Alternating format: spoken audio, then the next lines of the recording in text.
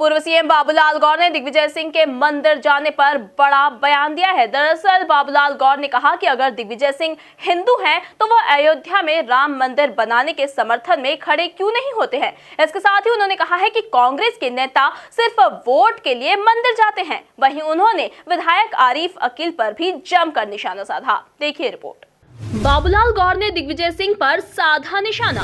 दिग्विजय को सच्चा हिंदू कहने पर किया पलटवार। दिग्विजय हिंदू हैं तो मंदिर बनाने के समर्थन में खड़े क्यों नहीं होते। कांग्रेस के नेता सिर्फ वोट के लिए मंदिर जाते हैं, बोले बाबूलाल।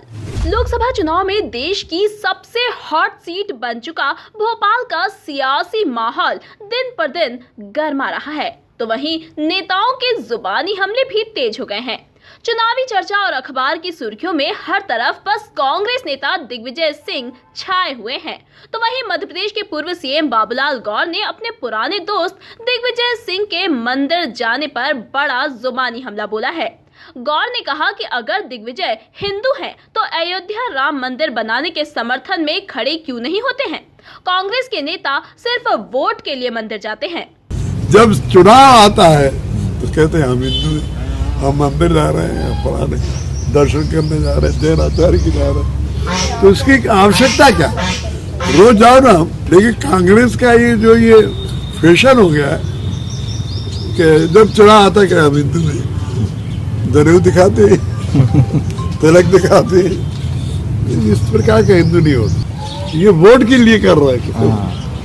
वोट वो भी जैसा मैं हिंदू है, लेकिन मैं ये कह रहा हूँ कि ये चुनाव के समय ही हिंदू का नाम क्यों याद आता है, धर्म का नाम क्यों आता है, क्यों शंकराचार्य जी के चक्कर में जाते हैं, क्यों सागर महाराज मुनि के चरणों में जाते हैं।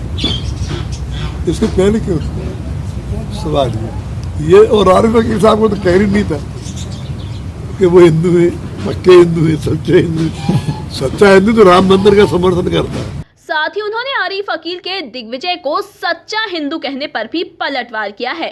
बीजेपी के दिग्गज नेता बाबूलाल गौर ने कहा है कि आरिफ अकील कौन होते हैं हिंदुत्व का सर्टिफिकेट देने वाले। कि वो हिंदू के शब्द के लिए आज के आपके मुख्य पुरुष है, तो आरिफ अकील साहब ने कह सका दिया को हिंदू। उसे प्रमाण पत्र कौन मांग रहा है, क्या हिंदू है कि नहीं। तो वहीं मंत्री गोविंद सिंह ने बाबूलाल गौर पर पलटवार करते हुए कहा कि जब से भोपाल से कांग्रेस ने दिग्विजय सिंह को प्रत्याशी बनाया है, बीजेपी बेहोशी की हालत में है, सदमे से उबर नहीं पा रही है कि आखिर अब क्या करें। बेचैनी उजागर कर रही है कि बीजेपी अब यह सीट जीत नहीं पाएगी। उन्होंने कहा कि भाजपा में घबराहट है और इसलिए अलग अलग उम्मीदवारों को आयात कर रही है। वास्तव में ये सच्चाई है।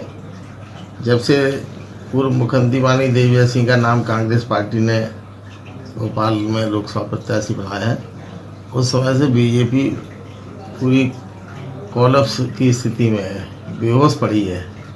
अभी तक बीजेपी ये नहीं सदमे से उभर पा रही है कि आखिर क्या करें, क्या विचार करें। नए नए नाम चलाती है, फिर बदलाव आता है, और उन्होंने पूरी तरह से अपनी बेचैनी घबराहट उजागर कर दी है कि हम इस सीट पर जीतने लायक नहीं है, तो अलग अलग से प्रत्याशियों के नाम लेके आयत करने का काम कर रही है।